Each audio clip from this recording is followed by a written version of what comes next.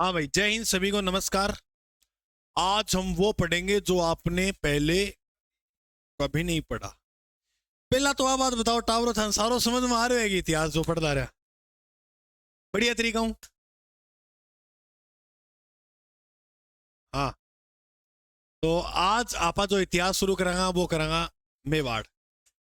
बहुत शानदार इतिहास रहा है मेवाड़ का, और जितने भी डाउट थे मेवाड़ को लेकर वो सारे क्लियर कर ही लेंगे अपने। ठीक है, चलो हम पढ़ते हैं मेवाड़। तो आप हेडिंग लगाओ सभी। एग्जाम की दृष्टि से भी इंपॉर्टेंट है मेवाड़ तो मेवाड़ तो मेवाड़ है। मेवाड़ तो मेवाड़। हेडिंग लगाओ आप सभी, मेवाड़ का इतिहास।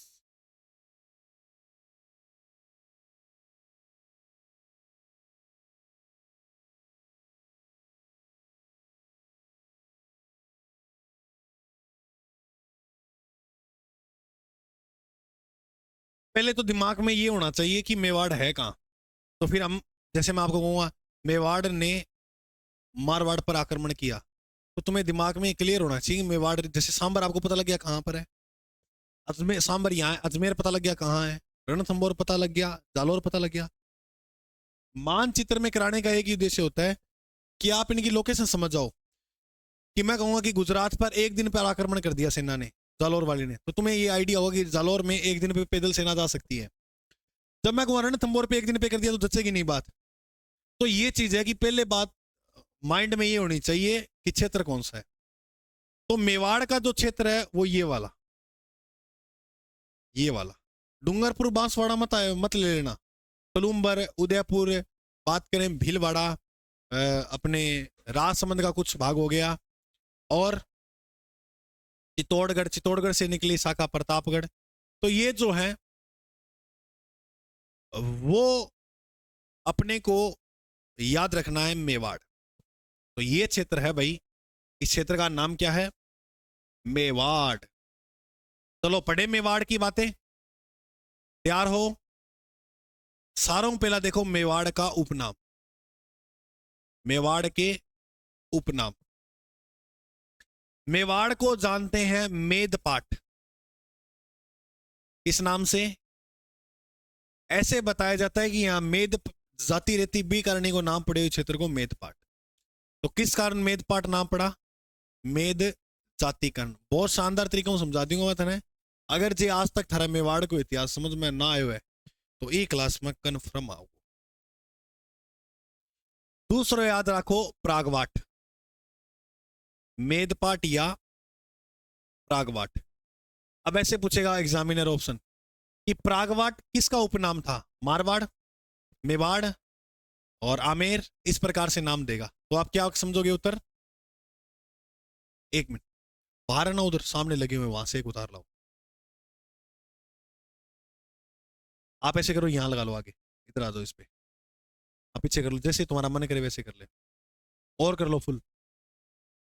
ठीक है, उनको कह देना वो आए ना, उनको कह देना यहां कर लो आप। हाँ भाई सुनो आगे। एक जनपद भी है भाई, उसका नाम है सीवी। यहां इधर लगा लो। तो सीवी जनपद भी, जो सीवी जनपद के नाम से था वो भी यही क्षेत्र था। ठीक है, तो सीवी जनपद मेवाड़ पर ही रहा है। सीवी जनपद की आपसे राजधानी पूछे तो बताओ मेरे भाई, सीवी जनपद की जो राजधानी है वो क्या? सीवी जनपद की राजधानी क्या है? मध्यमिका या माध्यमिका?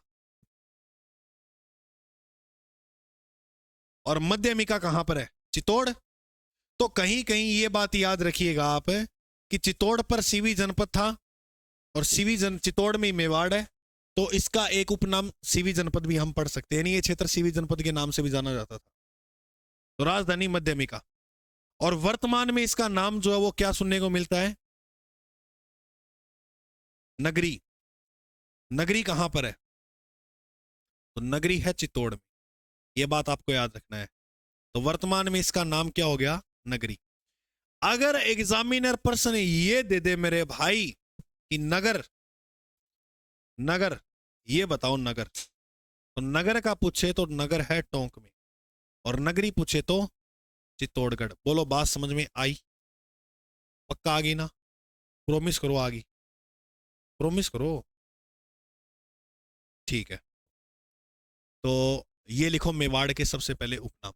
एक एक पॉइंट बढ़िया तरीके से समझेंगे प्रश्न किस प्रकार से पूछे जाते हैं।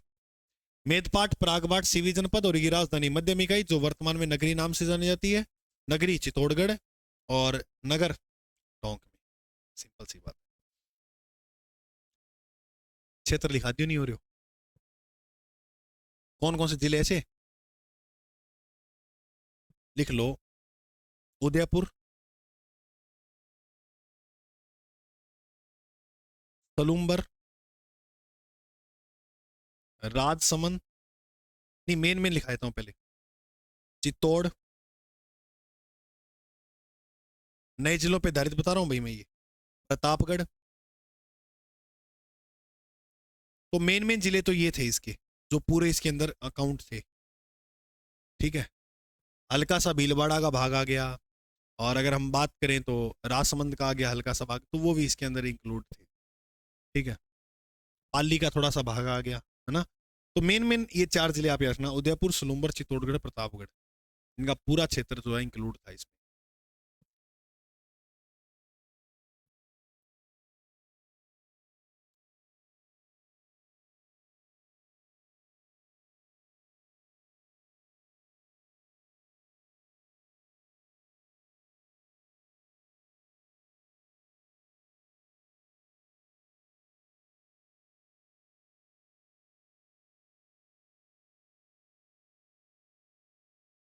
चलो अब बात करें इनकी उत्पत्ति की। तो देखो क्या क्या लोगों ने क्या क्या उत्पत्ति की बातें कही। सबसे पहले इनके खुद के ऊपर आते हैं। मेवाड़ के शासक है वो स्वयं को राम का वंशज मानते हैं।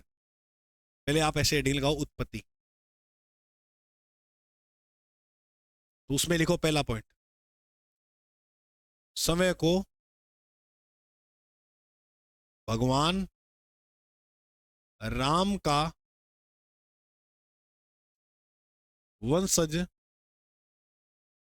मानते हैं। उसके बाद एक व्यक्ति है जिसका नाम है अबुल फजल। क्या नाम है? अबुल फजल। अबुल फजल ये कहता है ऐसी बात नहीं है मेरे भाई। अबुल फजल ने कहा कि ईरान का एक राजा है, ईरान का एक शासक है जिसका नाम है नो शेरवा आदिल। उसकी संतान बताया।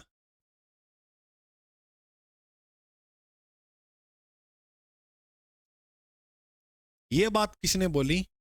अबुल फजल ने। और उसके बाद याद रखना है एक व्यक्ति का नाम आपको, और उस व्यक्ति का जो नाम है वो है कर्नल, वो फिर आ गयो, colonel James Tod. Colonel James Tod बोले ये तो सूर्यवंशी है, और इसके साथ साथ ये रघुवंशी भी है। सूर्यवंशी और रघुवंशी की जो बात बोलकर गया, बताओ वो कौन बोला? Colonel James Tod. समय को तो भगवान राम के वंशज मानते हैं ये लोग। और अबुल फजल ने कहा कि ईरान शासक है नो शेरवा आदिल, उसकी संतान है। कर्नल टोड बोलते हैं सूर्यवंशी और रघुवंशी है। कर्नल जेम्स टोड ने कहा था हिंदुआ सूरज। मेवाड़ के शासक को हिंदुआ सूरज किसने कहा था? हिंदुआ सूरज, वो कर्नल जेम्स टोड ने कहा था। ये बात भी याद रख लेना। तो हिंदुआ सूरज जो कहने वाला है वो कर्नल जेम्स टोड है। उसके बाद हम आगे नाम देखें तो एक गोपीनाथ शर्मा जी हैं। राजस्थान इतिहास की बुक आओ नहीं अपने गोपीनाथ शर्मा की, तो गोपीनाथ शर्मा बुक में क्या लिखा हुआ है वो देखेंगे। तो एक तो है गोपीनाथ शर्मा जी, और दूसरे हैं डॉक्टर भंडारकर। डॉक्टर लग रहा है भाई नाम के आगे, डॉक्टर भंडारकर। डॉक्टर भंडारकर हो गए। और एक शिलालेख मिला, उस शिलालेख का नाम है आहड़ शिलालेख। आहड़ शिलालेख। इस आहड़ शिलालेख में और इन्होंने जो बताया वो ये बात बताया कि अब शर्मा जी लग रहा है, तो शर्मा ब्राह्मण। तो इन्होंने कहा कि नहीं, ऐसी बात नहीं है, ये लोग क्या है, ब्राह्मण। ये बात किसने बोली? ये बात बोली गोपीनाथ शर्मा, डॉक्टर भंडारकर और मुणौत नेणसी को। चलो आगे बढ़ते हैं, गोपी इसको डॉक्टर गौरीशंकर हीराचंदोजा को और देखते हैं। डॉक्टर है ये भी, गौरीशंकर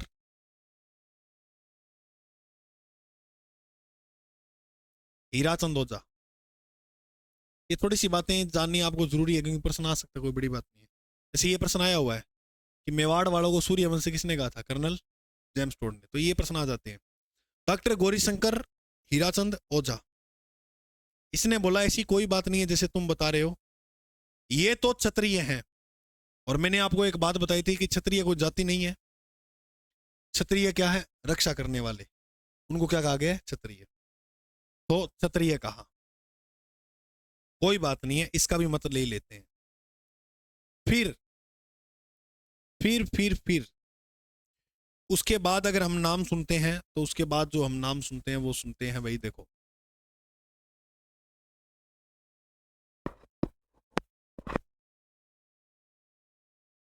मुणौत नेणसी,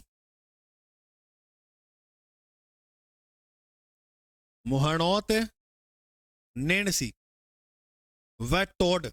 टोड मतलब कर्नल जेम्स टोड। इसने ये बात बोली कि चलो तुम मान लेते हो तो हम भी मान लेते हैं, लेकिन इनकी जो राजस्थान में शाखाएं हैं, या टोटल जो इनकी शाखाएं हैं पूरे, उन शाखाओं की संख्या 24 है। कितनी शाखाएं बताई? 24 शाखाएं बताई। तो मेवाड़ वालों की टोटल शाखाएं कितनी है? इसमें से मेवाड़ भी एक अपने शाखा पढ़ेंगे, ठीक है। तो इन लोगों ने इनकी शाखाएं जो है वो 24 बता दी। ये तो उत्पत्ति के सिद्धांत दिए, ज्यादा खुदाई करने की आवश्यकता नहीं है आपको। नॉर्मल प्रश्न आते हैं इसमें से आ जाते हैं। इनके मेन राजाओं में खुदाई करना, आप जैसे महाराणा प्रताप हो गया, संगा हो गया, उनको पढ़ना बेहतर। सवै को राम का वंशज मानते हैं।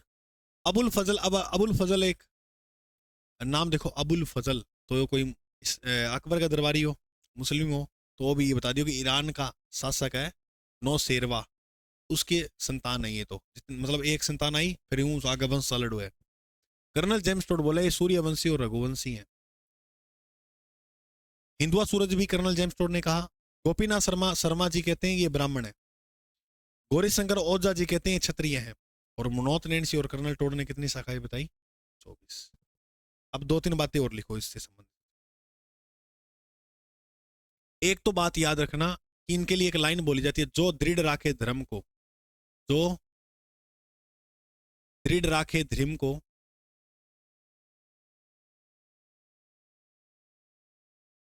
ताही या तिही, तिही राखे करतार।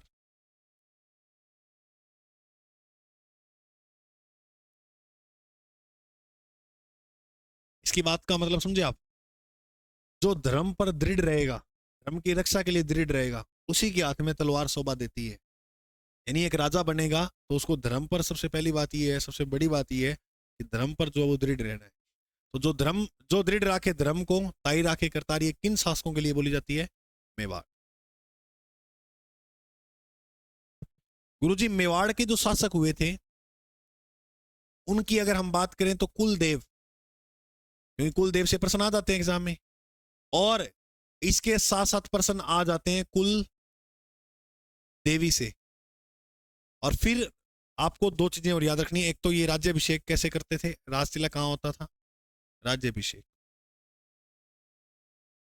यानी इनका राजतिलक कौन करते थे, तो वो थोड़ा याद रखना। तो देखो भाई, अगर हम बात करें कुल देवी, कुल देव की, तो एक लिंग जी। अच्छा, भगवान शिव जो है ना, उनके एक रूप नहीं है, काफी अनेक रूप है। और जैसे हनुमान जी भी किसका रूप बताते हैं, शिव का रूप भी बताते हैं। ऐसे ही मैं आपको एक बात बताऊं, भगवान शिव जो है उसके अनेक संप्रदाय भी हैं, से लकुली संप्रदाय, शिव संप्रदाय, इस प्रकार से बहुत संप्रदाय पढ़ोगे आप। तो इसमें एक संप्रदाय है लकुलिश, और लकुलिश संप्रदाय की एकमात्र जो आपको जो पीठ देखने को मिलेगी, मंदिर देखने को मिलेगा, वो मेवाड़ में देखने को मिलेगा। लकुलिश संप्रदाय की जो मुख्य पीठ है वो है नागदा में। तो हो सकता है वास्तव में इनके कुल देवता एकलिंग जी हो।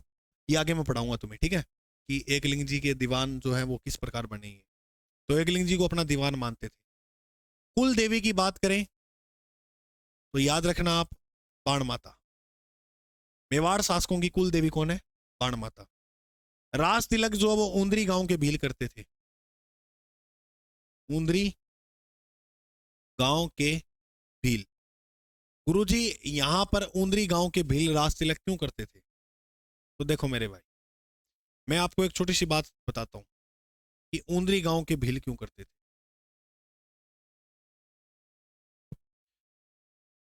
आपने राजस्थान में एक टॉपिक पढ़ा होगा कल्चर में, जनजातियां। तो मुझे बताओ राजस्थान में सर्वाधिक मीणा कहां है?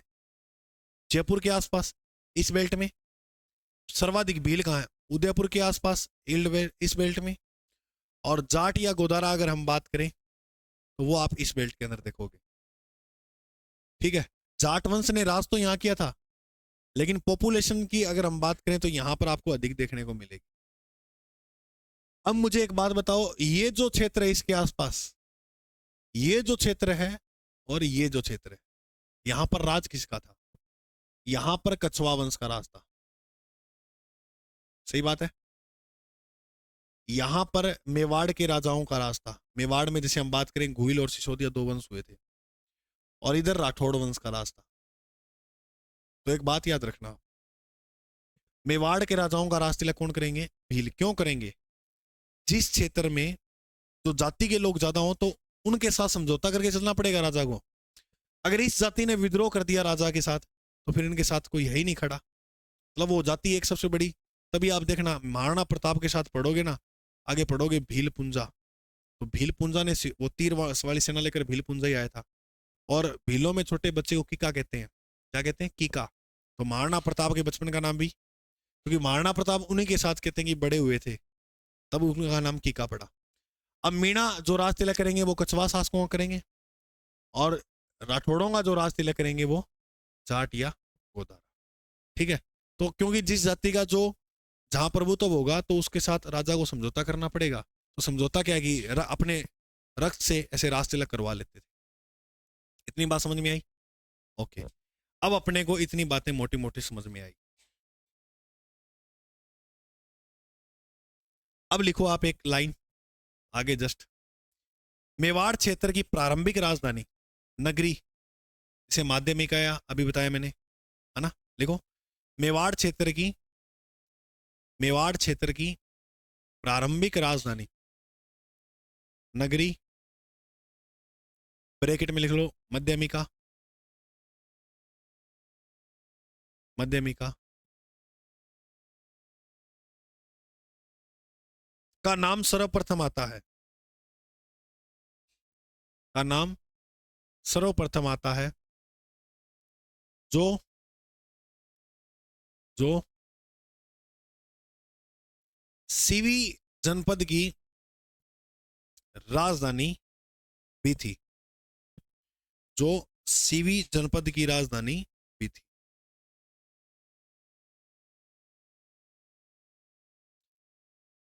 अब क्या है कि राजधानी क्रम से पूछ लेते हैं चार, ठीक है। एक तरफ राजधानी देते हैं, एक तरफ राजा, कहेंगे सुमेलित करो। तो ये प्रश्न थोड़ा सा देखने को मिलता ही है। तो अब अपने को देखना है कि राजधानियां किस प्रकार कैसे याद रखनी है क्रम से, और कितनी तक याद रखनी है। तो सबसे पहले जो मेवाड़ में राजधानी बनाने वाला शासक था वो था बप्पा रावल। बप्पा रावल। अच्छा, एक तरफ आप लिखो शासक। देखो अपने एग्जाम की दृष्टि से पढ़ रहे हैं कि प्रश्न कैसे सही कर सकते हैं, उस दृष्टि से पढ़ा रहा हूं मैं आपको। और एक तरफ लिखो राजधानी।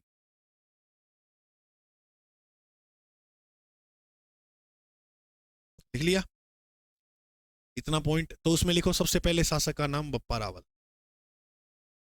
ये क्रम है राजधानियों का। और बप्पा रावल के बाद आप लिखोगे अल्लट। अल्लट के बाद लिखोगे जेतर सिंह।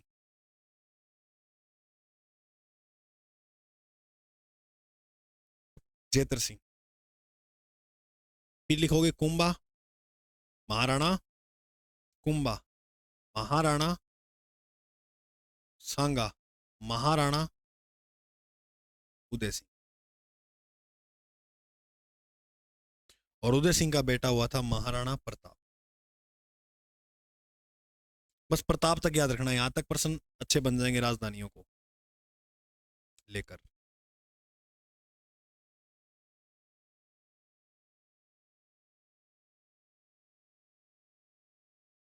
मेवाड़ की पहली राजधानी तो मैंने आपको बताया कभी सीवी जनपद की राजधानी नगरी भी रहा था।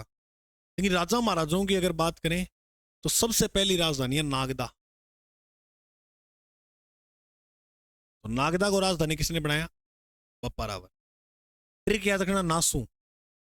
नासू क्योंकि अब मैं तुम्हें ट्रिक दिखाऊंगा। अल्लट आहड़। जेतर सिंह ने राजधानी बनाया चित्तौड़ को।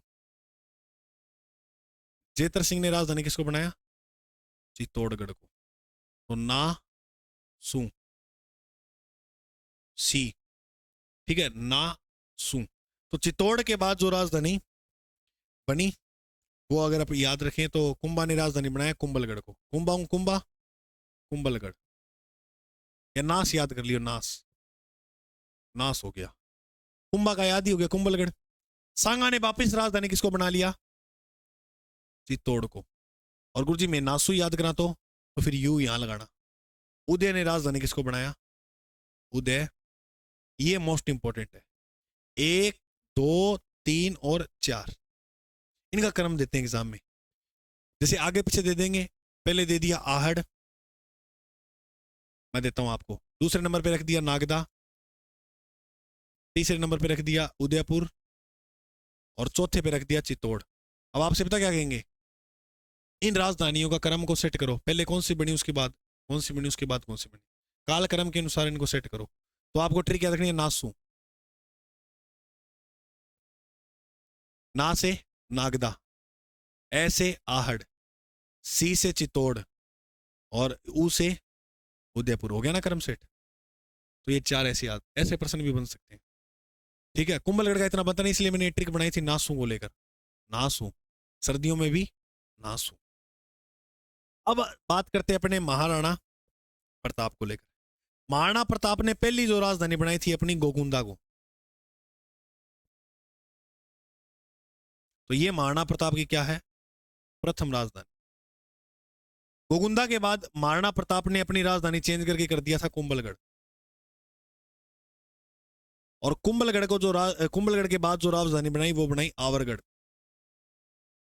और आवरगढ़ के बाद जो राजधानी बनाई थी महाराणा प्रताप ने वो क्या बनाई? चावंड। याद रखना आप, आवरगढ़ जो है वो महाराणा प्रताप की जो राजधानी है, महाराणा प्रताप की जो आवरगढ़ है वो अस्थायी राजधानी है। तो चावंड बाद में बनाई थी, पहले आवरगढ़ में लिखो अस्थायी। महाराणा प्रताप ने अपनी अस्थायी राजधानी कौन सी बनाई थी? आवरगढ़। आवरगढ़ के बाद एक राजधानी और बनाई थी चावंड। सॉरी, पहले लिखोगे दिवेर फिर लिखोगे चावंड। पहले क्या लिखेंगे अपने? दिवेर। आवरगढ़ के बाद राजधानी क्या बनाई? दिवेर। दिवेर का युद्ध हुआ था ना 1582 में, वो जीतने के बाद।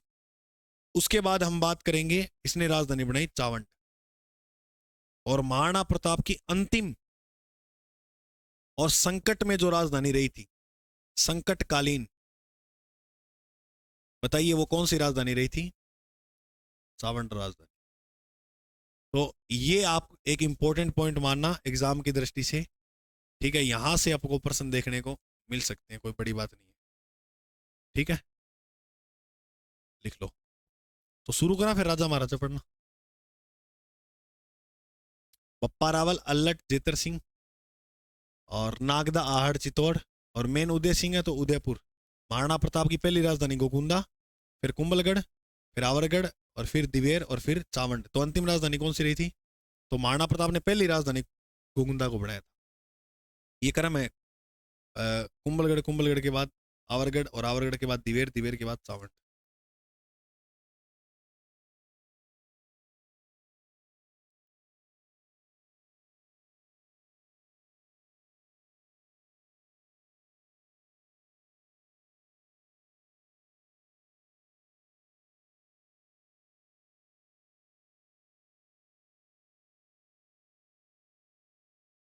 ओके, लिख लिया। अच्छा, तो याद कर लो। पप्पा रावल ने राजधानी किसको बनाया? ऐसे अलट आहड़, जेत्र चित्तौड़, और कुंभा ने कुंभलगढ़। याद ही हो गया, सिंपल सा तो है। पप्पा रावल ने नागदा, पप्पा रावल ने, अल्लट ने आहड़, और जेत्र ने, कुंभा ने, और सांगा ने फिर चित्तौड़गढ़, और उदय ने उदयपुर। महाराणा प्रताप की पहली राजधानी बोलो। गोगुंदा के बाद, और कुंभलगढ़ के बाद, आवरगढ़ के बाद दिवेर, और दिवेर के बाद सावंत। याद हो गया ना सारा? बोलो। बप्पा रावल ने राजधानी नागदा, वेरी गुड। अल्लट ने आहड़, जेत्र सिंह ने चित्तौड़, कुंभा ने कुंभलगढ़, सांगा ने और उदय सिंह ने महाराणा प्रताप की पहली राजधानी गोगुंदा, दूसरी कुंभलगढ़, तीसरी आवरगढ़, चौथी दिवेर, और पांचवी अंतिम और संकटकालीन कौन सी है?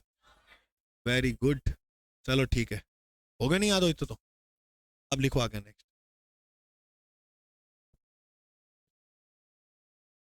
मेवाड़। तो मेवाड़ को गुरुजी एक आसान तरीके से पढ़ाओ, बड़ा बहुत है, सिर दुख लग जाए मार तो भाई मेवाड़ को आप दो भाग में बांट लो। बारिश आ जाएगी, बारिश।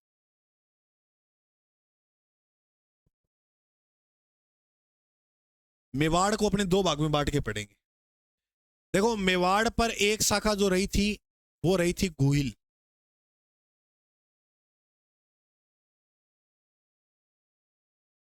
तो मेवाड़ पर एक जो राज किए थे वो कौन रहे? गुहिल। और दूसरे राज करने वाली जो शाखा थी वो थी सिसोदिया। परिवार एक ही है, बट गया था। किसके समय बटा वो भी पढ़ेंगे। तो एक तो हम पढ़ेंगे इसमें सिसोदिया वंश, और एक पढ़ेंगे गुहिल वंश। गुहिल वंश के जो राजा थे वो अपने नाम के आगे उपाधि लगाते थे।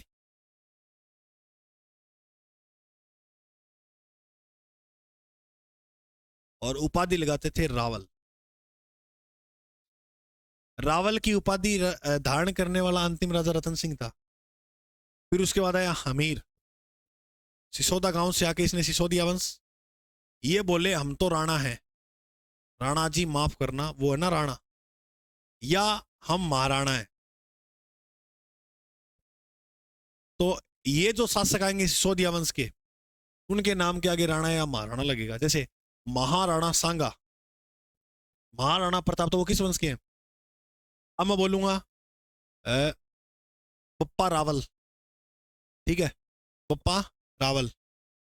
तो इस प्रकार से मैंने नाम लिया, तो वो अच्छा। ये गुरुजी आपने तो लिखा आगे लगाया करते थे, ये लिखने में आता है। अब जैसे बप्पा रावल ने तो आपके नाम के पीछे भी लगाया, तो अब यहाँ जैसे थोड़ा सांगा महाराणा, प्रताप महाराणा, तो महाराणा प्रताप ये थोड़ा, तो वो कैसे लगाओ ये कोई फिक्स नहीं है। इसको मुद्दा बना बना लियो, बात ने ले आगे क्या लगा दियो। हाँ, अब रावल बप्पा चचा नहीं, तो बप्पा। अच्छा, बप्पा क्यों कहा उसको, ये भी बात पढ़ेंगे पूरी, ठीक है, कि बप्पा ही क्यों कहा गया। चलो अब लिखो इसमें।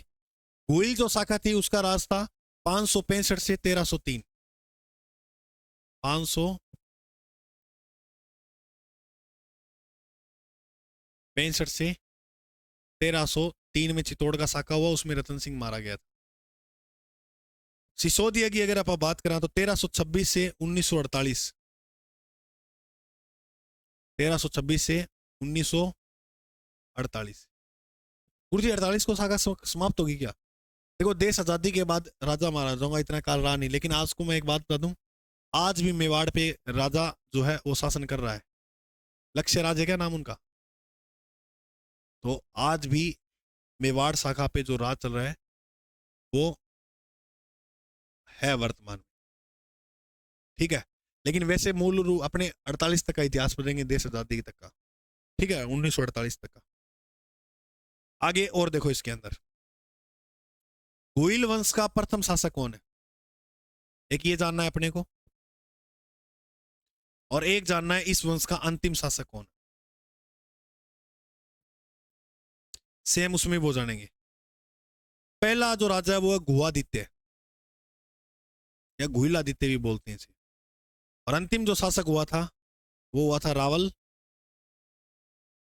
रतन सिंह।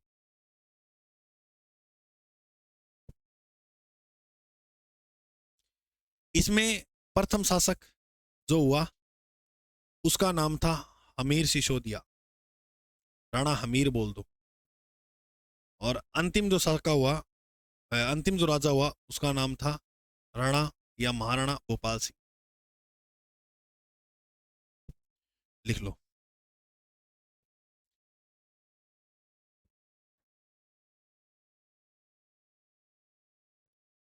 तो ये प्रथम अंतिम पढ़ा, इधर भी हमने प्रथम और अंतिम पढ़ लिया। अब इसके बाद नेक्स्ट पॉइंट जो पढ़ेंगे वो पढ़ेंगे, सबसे पहले कौन सा शाखा पढ़े, पहले इन 1303 तक का इतिहास है, इसको कंप्लीट करते हैं। अच्छा, अब तुम्हारे दिमाग में मोटा मोटा चित्र आयो गुरुजी पढ़नो के में, मेवाड़ ने दो भागों में बांट दी, सारों पहला गुहिल शाखा पढ़ाऊंगा, उनको बाद सिसोदिया। तो करें गुहिल शाखा शुरू। तो समझ में आ गई क्या बात, मेवाड़ वाले शासक यहाँ पर कैसे किस प्रकार से मेवाड़ का राज रहा। पूरा पढ़ोगे तो पूरा बेहतर तरीके से जानोगे, जितो ज्ञान लोगे तो जानांगा। पर आज ये सुनना सा क्या बैठे हो, आज मौसम बड़ा,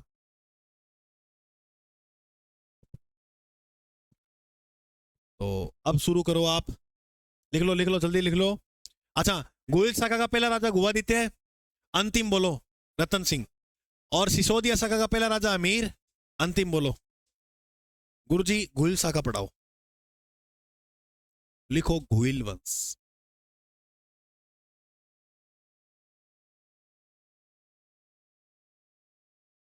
गुहिल शाखा, गुहिल शाखा में पहला शासक लिखो आप, और पहले शासक का नाम है बप्पा रावल। सॉरी, पहले गुहादित्य का इतिहास पढ़ाता हूं। गुहादित्य,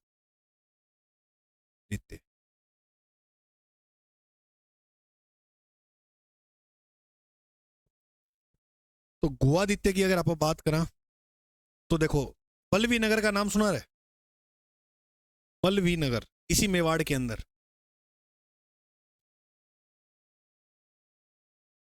बल्लवी नगर। ऐसा बताया जाता है बल्लवी नगर का एक राजा था जिसका नाम है शिलादित्य, शिलादित्य, ये उसकी संतान था गुहादित्य। गुरुजी, तो गुहादित्य नाम कैसे पड़ा वो सुनो, पूरी कहानी सुनना ध्यान से। शिलादित्य की पत्नी जिको नाम हो पुष्पावती,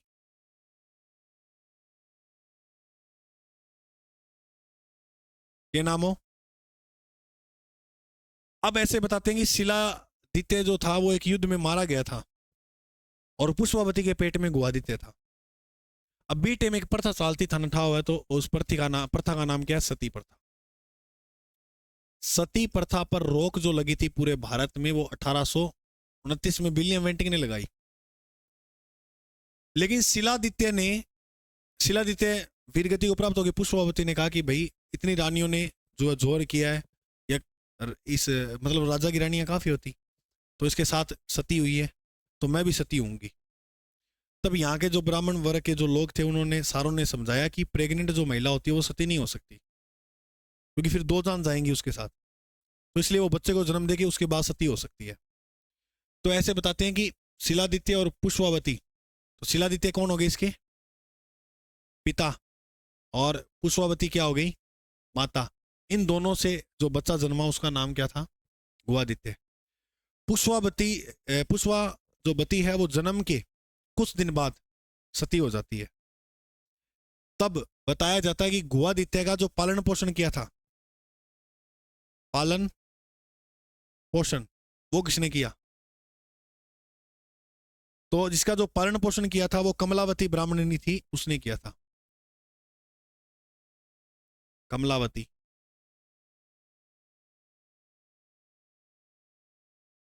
ब्राह्मणी ने। तो गुवादित्य का पालन पोषण किसने किया? कमलावती ब्राह्मणी ने। अब कमलावती को लगा कि इसका पालन पोषण यहाँ करना ठीक नहीं रहेगा साम्राज्य में। क्यों? क्योंकि जो आक्रमणकारी शिलादित्य को मार के गए थे वो इसको भी मार सकते हैं। तो ऐसे करते हैं कि इसको छुपाकर गुफा के अंदर वहां पर इसका पालन पोषण किया जाए। तो इसका जो पालन पोषण हुआ था, ये लोग गुफा में रहते थे, इस कारण इसका नाम क्या पड़ा? गुवादित्य। और गुवादित्य से ही इस वंश का नाम क्या पड़ा यहाँ? गुहिल वंश। तो गुहिल वंश का जो पहला शासक है वो कौन है? गुहादित्य। इसलिए इसके उपनाम सुनने को मिलेंगे मूल पुरुष। मतलब मेवाड़ का मूल पुरुष कौन है? मूल पुरुष, आदि पुरुष।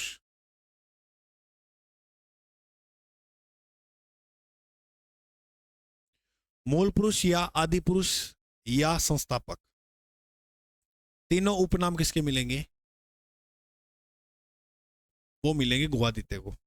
अब गुरुजी इस वंश की स्थापना कब होती है? तो संस्थापक जो है उसने 566 ईस्वी के अंदर स्थापना कर दी। अब आप कहोगे गुरुजी आपने यहां पर हमने जो शाखाएं लिखाई वो 565 में, कुछ किताबें और अधिकतर ये उल्लेख देती है कि 565 में। क्यों? क्योंकि ये जो शासनकाल है हो सकता है शिलादित्य से इन्होंने जोड़ लिया हो 1 साल पहले का। तो लेकिन जो गुहिल वंश की स्थापना होती है वो कब होती है? 566 के अंदर। और पहला शासक जो बना वो कौन बना? गुहादित्य। ये बात आपको याद रखनी है। बात समझ में आई क्या? ठीक है। अब एग्जामिनर इन दोनों में से जो भी दे आपको टिक कर देना, कोई दिक्कत वाली बात नहीं है। दोनों नहीं देगा ऐसे क्रम से, दे दे तो समझ लेना हमारी किस्मत ही खराब है। ठीक है, बस इतो समझ में।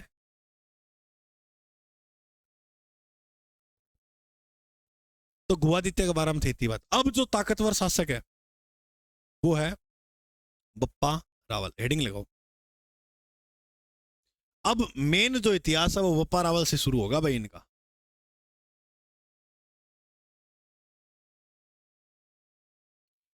गुरुजी इसका नाम बप्पा क्यों पड़ा, पहले तो ये बताओ। क्योंकि हमने कहीं कहीं जो इसके उपनाम देखा है वो काल भोज भी देखने को मिलता है, माल भोज भी देखने को मिलता है।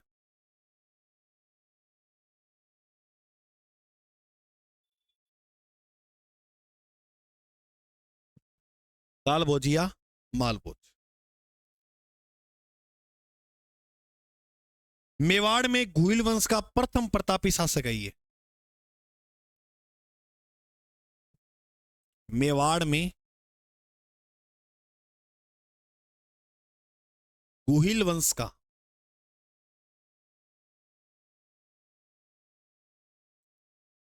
प्रथम प्रतापी शासक।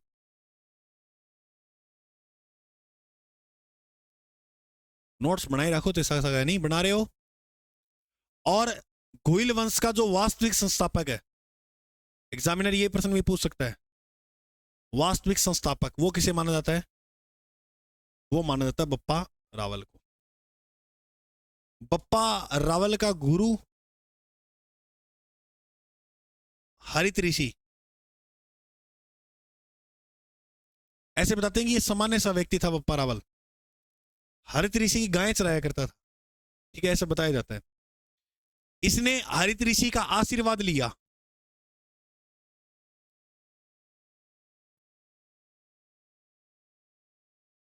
सात सौ 34 ईस्वी में, 734 ईस्वी में। सुनो कहानी।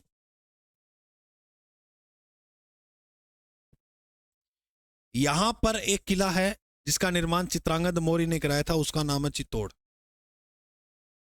लेकिन मौर्यों का राज रहा है चित्तौड़ पर, आपको पता हो। अब यहां पर जो शासक है चित्तौड़ का वो मान मौर्य है, या इसे मान मौर्य भी बोल सकते हो। इसने क्या किया? नागदा से चित्तौड़ पर आक्रमण कर दिया। कब किया? 734 में। तो हरित ऋषि से आशीर्वाद से 734 में चित्तौड़ जीता। चित्तौड़ का राजा कौन है? मानमोरी।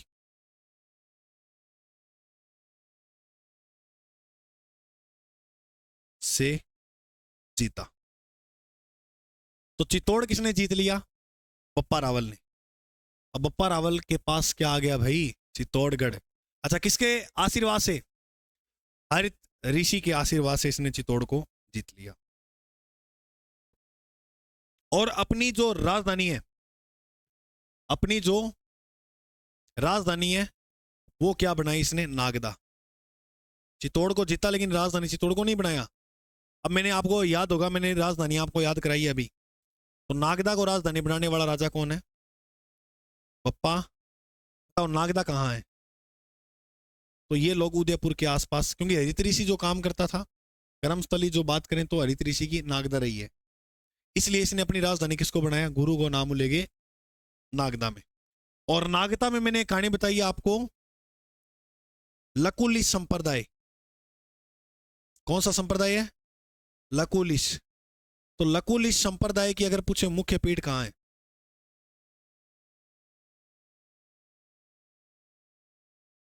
एकमात्र है ये पीठ। और लकुलिश संप्रदाय किस भगवान को समर्पित है? भगवान शिव। ये शिव भगवान की एक शाखा है, ठीक है, संप्रदाय की एक शाखा है नागदा। नागदा को राजधानी बनाया और नागदा में लकुल इस संप्रदाय की मुख्य पीठ है। और नागदा के अंदर इसने अपने दीवान एक लिंग जी का क्या बनाया? मंदिर। यहां जो स्थान नाम जाना जाता है उसका नाम है कैलाशपुरी। तो कैलाशपुरी में नागदा के अंदर ही एक लिंग जी का मंदिर बनवाया।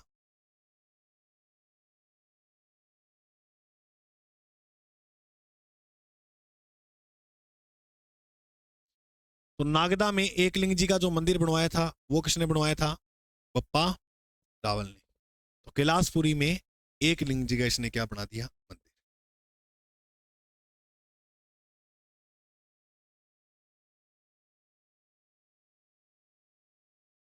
कौन सा? पार्श्विक और लकुलिश एक ही है, बिल्कुल। लकुलिश ओब्लिक पार्श्विक संप्रदाय एक ही है। क्या लिख?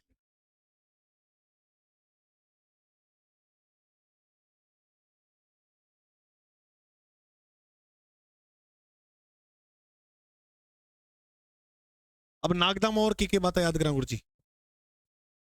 अब यहां जगह नहीं है लेकिन लिखनी यहां जरूरी है। नागदा में आप नीचे लिखते चलना, नागदा में बप्पा रावल की छतरी है। बप्पा रावल की छतरी कहां है? नागदा में। अच्छा, नोट लगा के एक बात और लिखना नागदा की फेमस, सशस्त्र भाऊ का मंदिर। सास बहू को मंदिर बना दो अपना राजस्थान में, बताओ वो मंदिर कहां है? तो बप्पा रावल की छतरी और सास बहू का मंदिर दोनों का दोनों नागदा में। नागदा के अंदर आपको इतनी बातें याद करनी है, देखो बिल्कुल सिंपल तरीका में याद हो जाएगा। उपनाम काल भोज माल भोज। अब मैं बताऊंगा कि काल भोज को और बप्पा रावल को अलग अलग कौन सी प्रशस्ति बताती है, वो सारी बताऊंगा, बातें सुनते रहो। मेवाड़ में गुइल वंश का प्रथम प्रतापी शासक और वास्तविक संस्थापक इसे मानते हैं बप्पा रावल को। गुरु हरित ऋषि के आशीर्वाद से 734 ईस्वी में चित्तौड़गढ़ जीत लिया। अच्छा, किस राजा से जीता? क्योंकि बी टाइम चित्तौड़ को शासक हो मानमोरी। राजधानी किससे बनाई? नागदा को। अब नागदा की बातें देखो कितनी याद करनी है, बस यहीं से सारे पॉइंट पकड़ो। नागदा उदयपुर में, नागदा में एक लिंग जी का मंदिर बनवाया, क्योंकि ये कुल देवता कौन है इनके? एक लिंग जी। और नागदा के अंदर बप्पा रावल की छतरी बनी है। नागदा के अंदर सास बहू का मंदिर बना हुआ है। और नागदा में लकुली संप्रदाय की मुख्य पीठ है। बप्पा रावल मेवाड़ का पहला शासक था जिसने सोने के सिक्के चलाए थे। लिखो, मेवाड़ का प्रथम शासक कौन सा था जिसने सोने के सिक्के चलाए? सोने के, इसके नीचे लिखते चलना, सिक्के चलाए। और ऐसा बताया था ये सिक्का जो है ना, ये अजमेर में भी मिला है। अजमेर में भी मिला। इसी का कहाँ मिला है? अजमेर के अंदर भी मिला है। तो प्रथम शासक जिसने सोने के सिक्के चलाए वो कौन था? बप्पा रावल। लास्ट और अंतिम बात, एक प्रशस्ति है रणकपुर। कहां पर है रणकपुर? पाली में।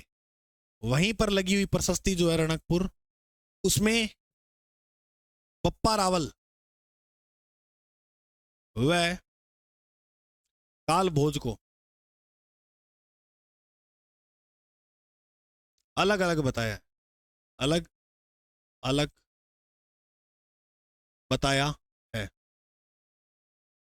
तो बप्पा रावल और काल भोज को अलग अलग बताओ किस प्रशस्ति में? रणकपुर प्रशस्ति के अंदर बताया है। ठीक है, लिख लो। ये कंप्लीट हो गया अपना बप्पा रावल या काल भोज। आज के लिए अपना बहुत है, इतना पढ़ ले। अब मैं थाने एक बात बता दूं, अब मैं आपको ऐसे करवा रहा हूं ना लिख लिख कर, अब लिख लिख कर इतिहास इस प्रकार पढ़ा रहा हूं, तुम्हें एक बार तो ये लगेगा कि गुरुजी टाइम बहुत लगेगा। देखो मैं आपको एक छोटी सी बात बताता हूँ, चूल्हा की रोटी खाई है पे खाओ कहीं तो चूल्हा की रोटी बनावा जोर आवा और टेम लागे थोड़ो, गैस में मिनट में फड़फड़ करी और पका दो। खराब कौन सी रोटी करेगी? गैस वाली करेगी, नहीं करेगी।